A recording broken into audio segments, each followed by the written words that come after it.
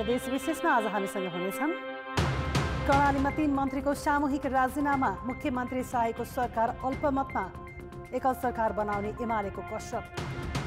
राजमार्ग किनारमा खोलेका अधिकांश होटलमा सरसफाइको कमी, खाना पनि अस्वस्थकर। अन्तर्राष्ट्रिय बजारमा नेपाली कफीको ख्यातिसँगै माग पनि चुलिदो, उत्पादन र खेती विस्तारमा कृषकको जोड। र काभ्रेको धुलीखेलमा 3 दर्जनभन्दा बढी पार्क निर्माण, शहरी सौन्दर्यले पर्यटनमा टेवा।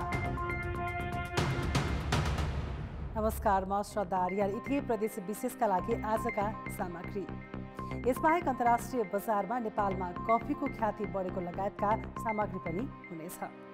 हेर्दै गर्नुहोला प्रदेश विशेष समाचार समीक्षा र सन्देश।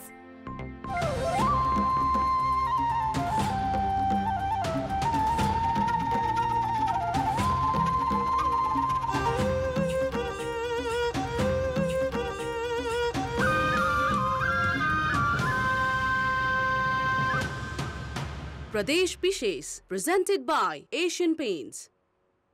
एमालेबाट कर्णाली प्रदेश सरकारमा रहेका नेपाल समूहका 3 जना मन्त्रीले मंगलबार सामूहिक राजीनामा दिएका छन्। कर्णाली प्रदेश सभामा विभाजित बनेको नेकपा एमाले ओली समूह र नेपाल समूह एकजुट बनेपछि प्रदेश सरकार धर्म सङ्कटमा परेको छ। नेकपा एमाले मुख्यमन्त्री महेन्द्र बहादुर शाहीलाई दिएको समर्थन फिर्ता लिएपछि परस्पर विरोधमा उत्रिएका एमालेकै पार्टी अध्यक्ष केपी शर्मा ओली समूह र नेता माधव कुमार नेपाल समूहका प्रदेश सभा सदस्य एकजुट बनेका छन्। एमालेका तर्फबाट सरकारमा रहेका नेपाल समूहका आर्थिक मामिला तथा योजना मन्त्रालय सम्हालेका प्रकाश ज्वाला, सामाजिक विकास मन्त्री दल रावल र उद्योग पर्यटन वन तथा वातावरण मन्त्री नन्दसिंह बुढाले मुख्यमन्त्री शाही समक्ष सामूहिक राजीनामा दिएर एमाले संसदीय दलको बैठकमा उपस्थित भएका छन्। सर्वोच्च अदालतको फैसलापछि पार्टी अलग भएको र दलको बैठकले सरकारलाई दिएको समर्थन फिर्ता लिएपछि 3 जना मन्त्रीले सामूहिक राजीनामा दिएका हुन्। माननीय मुख्यमन्त्रीलाई हामी 3 जना संयुक्त राजीनामा पेश गरेका छौँ र राजीनामा पेश गरेको कुरा यहाँहरूको बीचमा अहिले सार्वजनिक गर्न चाहन्छु। तत्कालीन अवस्थामा 40 सदस्य रहेको प्रदेश सभामा नेकपा माओवादी केन्द्रले पार्टी छोडेको भन्दै कारबाही गरेको भने पनि प्रदेश प्रमुखबाट अनुमोदन भने अझै भएको छैन।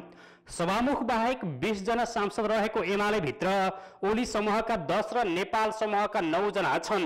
कारबाहीमा परेका सहित माओवादी केन्द्रमा 13, नेपाली कांग्रेसको 6 र राप्रपाका 1 सांसद छन्। सरकार गठनका लागि बहुमत सदस्य संख्या रहेको एमाले भित्र विवाद छ। यसअघि ओली समूहले समर्थन फिर्ता लिँदा विरोध गर्दै समर्थन कायम रहेको जनाएको नेपाल समूह भने आफ्ना केही निश्चित असहमति र अडान रहेको भन्दै दलभित्र छलफल र बहस गर्ने भनेको छ। चैत 5 गतेदेखि लागू हुने गरी समर्थन फिर्ता लिएको ओली समूहले मुख्यमन्त्री महेन्द्र बहादुर शाहीलाई संसदबाट विश्वासको मत लिनुपर्ने वा राजीनामा दिएर मार्ग प्रशस्त गर्न माग गरेको छ। आज मन्त्रीहरू नै अब फिर्ता भइसकेपछि यो परिस्थिति नयाँ ढङ्गले विकसित भएको छ। यो विकसित परिस्थितिको विषयमा हाम्रो पार्टीभित्र एकचोटि हामी छलफल गर्छौँ। छलफल भइसकेको छैन, छलफल गरेर अब के गर्दा उचित हुन्छ, के गर्दाखेरि उपयुक्त हुन्छ त्यो स्टेप हामीले चाल्छौँ। नेपाल पक्षको साथ पाएको मुख्यमन्त्री शाही नेतृत्वको सरकार अब भने स्वतः अल्पमतमा परेको छ। उनलाई एमालेका सांसदको साथ बिना पद जोगाउन सक्ने सम्भावना भने छैन। तर राजीनामा र विश्वासको मत लिने यी दुवै विकल्पको विपक्षमा उभिएका मुख्यमन्त्री शाही अब के गर्लान् भन्ने प्रश्न उब्जिएको छ। कान्तिपुर समाचारका लागि क्यामेरामा नवीन शाहीका साथ कमल पन्त र पूर्णबहादुर खड्का, सुर्खेत। राजमार्गका लाइनमा खोलेका होटलमा पाइने खाना अस्वस्थकर भएको गुनासो बढेपछि खाद्य गुणस्तर नियन्त्रण कार्यालयले राजमार्ग आसपासमा जोडिएका 12 होटलको अनुगमन गरेको छ। अनुगमनको क्रममा अधिकांश होटलमा खाना र सरसफाइको अवस्था कमी पाइएको छ। अनुगमन टोलीले राजमार्गसँग जोडिएका 12 को अम्लेखगञ्जदेखि सिमरासम्मका तारेदेखि सामान्य अवस्थाका 20 वटा होटलको अनुगमन गरेको हो, जसमा एउटा होटलको अवस्था अति उत्तम, 2टाको अवस्था उत्तम, 7 वटाको अवस्था सन्तोषजनक र 7 वटाको अवस्था सामान्य रहेको पाइएको छ। 3 वटा होटलको सफाईको अवस्था भने निकै कमजोर रहेको देखिएको छ। अम्लेखगञ्जदेखि लिएर सिमरासम्मको होटलमा अनुगमन गरेको छौँ र यस्तोमा चाहिँ हामीले किचनको बनोट, किचनको उपकरणहरू, भण्डारणको अवस्था, कामदारको सरसफाइ, गुणस्तरीय पानीको, कच्चा पदार्थहरूको कुराहरू हेरेर हामीले चाहिँ स्तरीकरण लोगोको क्याटेगोरी वाइज चाहिँ हामीले बाँडेको छौँ। राजमार्ग किनारमा रहेका होटलहरूको खाना अस्वास्थ्यकर हुने गरेको र होटलका भान्साको सफाइको अवस्था पनि निकै कमजोर रहेको गुनासो उपभोक्ता हित मञ्चले गरेपछि अवस्था सुधार गर्न केही दिन अघि होटल व्यवसायलाई अनुशिक्षण दिएको खाद्य प्रविधि तथा गुणस्तर नियन्त्रण कार्यालयले यसरी छड्के अनुगमन गरेको हो। जुन कमजोरीहरू भएका छन्, जस्तो किचनमा भएका सामानहरूलाई व्यवस्थित तरिकाले राख्ने, अब त्यहाँ भएको सामानहरू जस्तो नन भेज र भेजलाई बेग्ला बेग्लै ठाउँमा राख्ने, अनि सरसफाइमा टोयलेट बाथरुममा विशेष ध्यान दिने, यस्ता कुराहरूलाई हामीले बतायौँ। उपभोक्ताको गुनासोले राजमार्ग किनारमा रहेका राम्रा होटलहरू समेतको बदनामी भएपछि यस क्षेत्रका होटलको अवस्थाबारे अनुगमन गरी गुणस्तरको आधारमा होटलको प्रमाणीकरण समेत गर्न होटल तथा पर्यटन व्यवसायीले आग्रह गरेका थिए। होटल तथा पर्यटन व्यवसायी सङ्घ बाराको विशेष पहलमा यो ठाउँमा एउटा स्तरीकरण प्रमाणीकरण गर्ने काम भएको छ र स्टिकर टाँस गर्ने काम समेत भएको छ। स्थानीय तह, स्थानीय प्रशासन, उपभोक्ता हित मञ्च र होटल व्यवसायीको टोली सहित खाद्य प्रविधि तथा गुणस्तर नियन्त्रण कार्यालयले होटलमा रहेको भान्सा, स्टोर र शौचालयको सफाई र व्यवस्थापनको अवस्थासँगै होटलको खानाको गुणस्तर अनुगमन गरेको हो। कान्तिपुर समाचारका लागि बारा सहकर्मी रमेश ठाकुरका साथ उपेन्द्र ठाकुर, सिमरा, बारा। अन्तर्राष्ट्रिय बजार पाएको कफीका बोट गवारोले धमाधम मरेर निराश बनेका अर्घाखाँचीका कृषक फेरि उत्पादनमा वृद्धि भएपछि पुनः कफी खेतीमा आकर्षित हुन थालेका छन्। गवारोले गर्दा उत्पादनमा चुनौती भए पनि नेपालको कफीको अन्तर्राष्ट्रिय बजारमा माग बढेकाले किसानहरू उत्साहित छन्। केही वर्ष अघि गोबारो किराले धमाधम कफीका बोट मोरेर अन्य खेती गर्ने मनस्थितिमा पुगेका अर्घाखाँचीका झण्डै 1600 कृषक सङ्घीय सरकारले कफी सुपरजोन बनाएर स्थानीय तहसँग समन्वय गरी कृषकलाई कृषि प्राविधिक खटाई कफी खेती सम्बन्धी तालिम दिन थालेपछि भूमिका स्थान सिद्धगङ्गा नगरपालिका र पाणिनी छत्रदेव गाउँपालिकाका कृषक पुनः कफी खेतीमा फर्किएका हुन्। विश्वमै उत्कृष्ट ब्रान्ड पाएको अर्घाखाँचीको कफी 3 वर्ष पहिला वार्षिक 10 टन उत्पादन भएकोमा अहिले झण्डै 4 टनले कफी उत्पादनमा वृद्धि भई 14 टन पुगेको छ।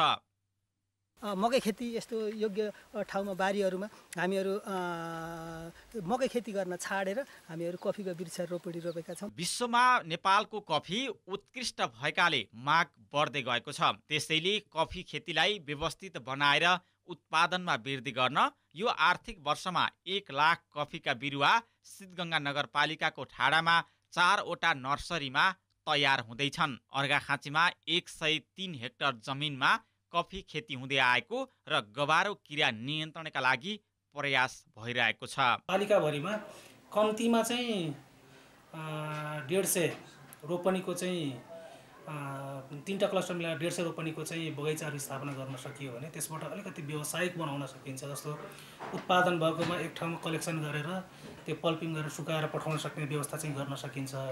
र अर्को पाटो चाहिँ यो अलिकति जोखिमपूर्ण बाली भएको हुनाले यदि थोरै क्षेत्रफलमा चाहिँ बगैँचा बनाइयो भने इन्सुरेन्स गर्नको लागि चाहिँ त्यसको मापदण्ड पुग्दैन। त्यो कारणले गर्दाखेरि कम्तीमा 500 बिरुवा अथवा 5 रोपनीमा लगाइएको छ भने इन्सुरेन्स गराउन सकिन्छ। अर्घाखाँचीमा उत्पादन भएको कफी कोरिया, जापान, अमेरिका लगायतका देशमा बिक्री भइरहेको छ। समुद्री सतहदेखि 800 मिटरको उचाइमा हुने कफी बढी स्वादिलो हुने भएकाले अर्घाखाँचीको कफीले अन्तर्राष्ट्रिय बजार पाएको हो। कफी खेतीको पकेट क्षेत्र मानिने अर्घाखाँची, स्याङ्जा, गुल्मी, पाल्पा, प्युठान जिल्लामा सङ्घीय सरकारले सुपर जोन बनाएर काम गरिरहेको छ। कान्तिपुर समाचारका लागि रुद्रमणि भुषाल, अर्घाखाँची। अनेक चलखेलका बावजुद राजस्व अनुसन्धान कार्यालय पथलैयाले गत वर्ष नियन्त्रणमा लिएको 72,000 किलो गुणस्तरहीन चिनी नष्ट गरेको छ। गत वर्ष फागुनमा राजस्व अनुसन्धान कार्यालयले नियन्त्रणमा लिएको उक्त चिनी छुटाउन विभिन्न प्रयास भए पनि खाद्य तथा गुण नियन्त्रण कार्यालय जनकपुरले उपभोग गर्न अयोग्य प्रमाणित गरेपछि नष्ट गरेको हो। खाद्य परीक्षण विश्लेषण प्रतिवेदनले चाहिँ यो खाद्यान्न प्रतिकूल रहेको भनेर हामीलाई रिपोर्ट प्राप्त भइसकेपछि हाम्रो विभागीय स्वीकृतिमा आर्थिक कार्यविधि तथा वित्तीय उत्तरदायित्व नियमावलीका प्रक्रिया पूरा गरेर आज यसलाई नष्ट गर्न गइरहेका छन्। भारतको उत्तर प्रदेशबाट काठमाडौँ स्थित अनुष्का मल्टिप्रपोजले खरिद गरेको उक्त चिनी जलेश्वर भन्सार नाकाबाट नेपाल भित्रिएको थियो। खाद्य आयात निर्यात गुणस्तर प्रमाणीकरण कार्यालय जलेश्वरले उक्त चिनीको उपभोग मिति समाप्त भएकाले आयात गर्न अयोग्य भनेर सिफारिस गरेको थियो। तर भन्सार कार्यालयको मिलेमतोमा उक्त चिनी 2076 फागुन 25 गते जलेश्वर भन्सारबाट नेपाल भित्रिएको थियो। गुणस्तर विभागले समेत अखाद्य चिनी बजारमा पठाउन मिल्ने गरी कागजात बनाइदिएको थियो। उपभोक्ता र सञ्चार माध्यमको निगरानीका कारण त्यो प्रयास असफल भएको थियो। सहर भन्ने बित्तिकै हामी झुरुप्प घर भएको घना बस्ती सम्झन्छौँ। अझ पछिल्लो समय त सहरलाई कङ्क्रिटको जङ्गल समेत भन्न थालिएको छ। सहरको विकास क्रमसँगै मानिसको खेल्ने र खुला आचरण विचरण गर्ने ठाउँ पनि हराउँदै गएको छ। काभ्रे पलाञ्चोक सदरमुकाम धुलीखेलमा पनि अहिले रमाउन जताततै पार्क तयार भएका छन्। धुलीखेलको केउचोक स्थित बुद्ध पार्क रहेको यो ठाउँमा पोहोरसम्म स्थानीय बासिन्दाले फोहोर फाल्थे। फोहोरका कारण सधैँ दुर्गन्धित हुने यो ठाउँमा पार्क बनेपछि टाढा टाढाबाट समेत मानिस आउन थालेका छन्। शान्तिका दूत गौतम बुद्धसँगै परेवाको समेत मूर्ति राखेर बनाइएको यो पार्क अहिले धुलीखेलकै आकर्षक गन्तव्य बनेको छ। बाटो बनाएपछि यो पार्क बनायो। अब सबैलाई दर्शन गर्ने ठाउँ भयो, आनन्द गरेर गर्ने ठाउँ भयो नि। अहिले त पहिला त फोहोर फाल्ने ठाउँ थियो। राजधानी नजिकको प्रमुख पर्यटकीय सहर धुलीखेलमा अहिले करिब 3 दर्जनको हाराहारीमा पार्क निर्माण भइसकेका छन्। धुलीखेलकै देवीथान डाँडामा राष्ट्र निर्माता पृथ्वीनारायण शाह र वीर बलभद्र कुँवरको शालिग सहित विशाल पार्क तयार भएको छ। त्यस्तै सरस्वती बजारमा बाघको मूर्ति सहितको आकर्षक पार्क निर्माण गरिएको छ। यस्ता पार्क बनेसँगै धुलीखेल घुम्न आउने पर्यटकले भरपूर मनोरञ्जन लिन पाएका छन्। काम गर्नेको नाममा चाहिँ विभिन्न रूपमा अनावश्यक खर्च चाहिँ गर्नु भएन। तर आवश्यक यस्ता पार्कहरू चाहिँ विभिन्न स्थानीय निकायहरूमा, विभिन्न वडाहरूमा, गाउँपालिकाहरूमा आवश्यक छ। सबैजना आउने जाने बस्ने घुम्ने ठाउँ धेरै राम्रो ठाउँ हो यस्तो बनाएको। हेर्नुहोस्, पार्क निर्माणलाई प्राथमिकतामा राखेको धुलीखेल नगरपालिकाले आउँदा 2 वर्षभित्रमा कम्तीमा 60वटा पार्क बनाउने योजना अघि सारेको छ। हाम्रो धुलीखेल नगरपालिका पर्यटकीय सहर बनाउने उद्देश्य हामीले बोकेका छौँ भने पर्यटनको आकर्षण केले हुन्छ त भनेपछि हामीले बसाइको कुरा होला। यहाँ एकपटक आउने पर्यटक 2-3 दिन 4 दिन बस्नेसँग सम्बन्धित होला। पार्कहरू निर्माण गर्ने कुराले यहाँको चाहिँ हाम्रा पूर्वजहरूको सम्मान गर्ने कुरा होला। पार्क निर्माणसँगै पर्यटकीय नगरी धुलीखेलमा आन्तरिक पर्यटक आगमन वृद्धि भएको छ। सहरी सभ्यताका रूपमा लिइने यस्ता पार्कहरूको संरक्षण र विकासमा जनप्रतिनिधिसँगै स्थानीय बासिन्दाको साथ पनि उत्तिकै जरुरी छ। कान्तिपुर समाचारका लागि रमा दाहाल, धुलीखेल, काभ्रे। प्रदेश विशेष आजका लागि यति नै। प्रदेश समाचारहरूको साथमा भोलि फेरि आउनेछौँ। कान्तिपुर टेलिभिजन हेर्दै गर्नुहोला। नमस्ते।